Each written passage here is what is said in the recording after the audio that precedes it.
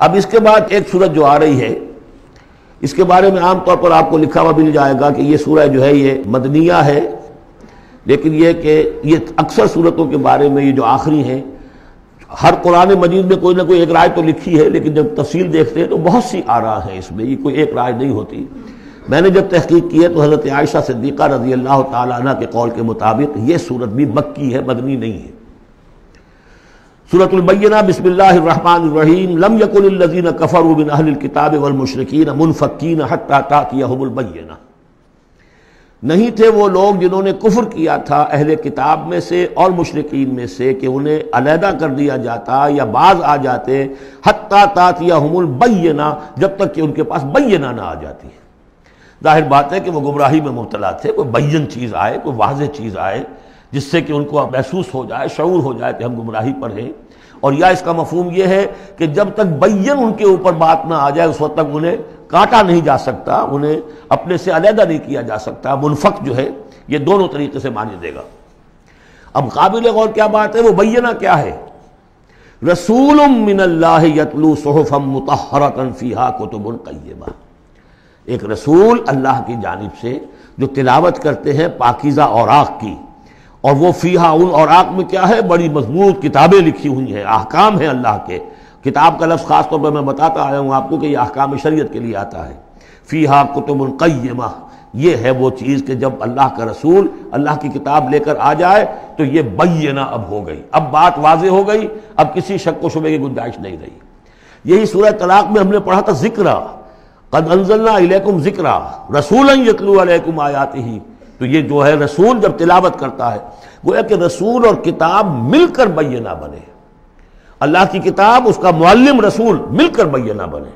اس اعتبار سے بینہ اور ذکرہ کی جو تعبیر ہوئی ہے اور اس کی ڈیفینیشن جو ہوئی ہے سورہ بینہ میں اور سورہ طلاق میں، وہ بہت اہم ہے۔ اب فرمایا وما تفرق الذین اوتوا الکتاب الا من بعد ما جاءتهم البینہ، یہ جن لوگوں کو کتاب دی گئی تھی انہوں نے جو پہلے بھی تفرقہ کیا ہے آپس میں، یہ جو بٹ گئے، یہ کوئی نصارہ بن گئے، کوئی یہودی بن گئے، پھر نصارہ میں نہ معلوم کتنے فرقے ہوئے اور یہودیوں میں کتنے فرقے ہوئے، یہ سارا تفرقہ ہوا کب؟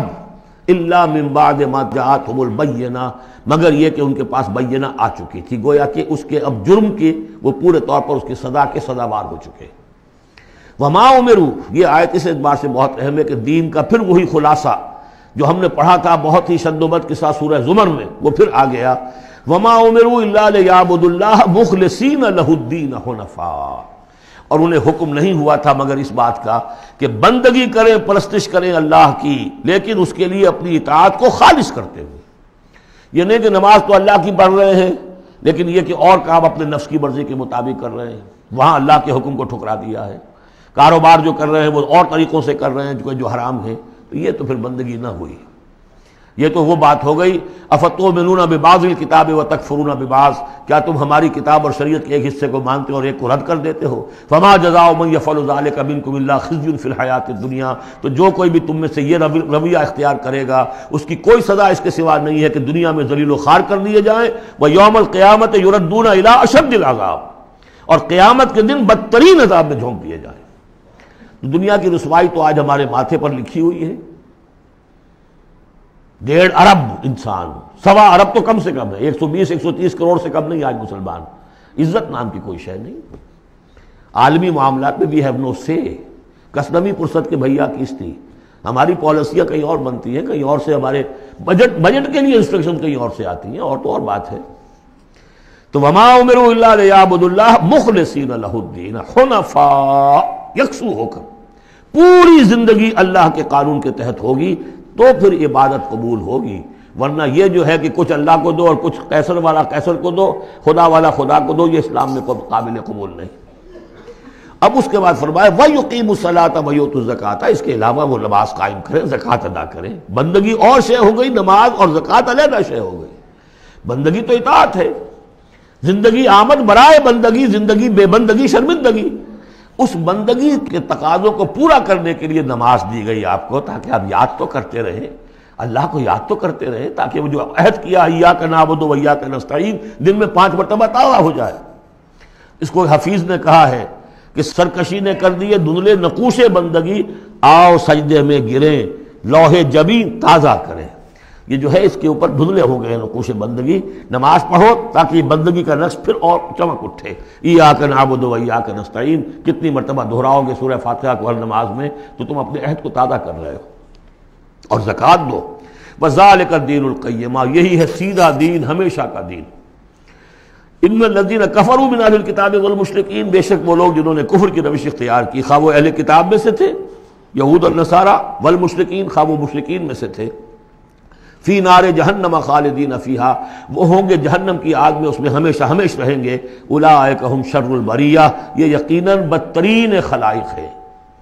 ان الذین آمنوا وعملوا الصالحات اس کے برعکس وہ لوگ جو ایمان لائے جنہوں نے نیک عمل کیے اولئک ہم خیر البریہ یہ بہترین خلائق ہے.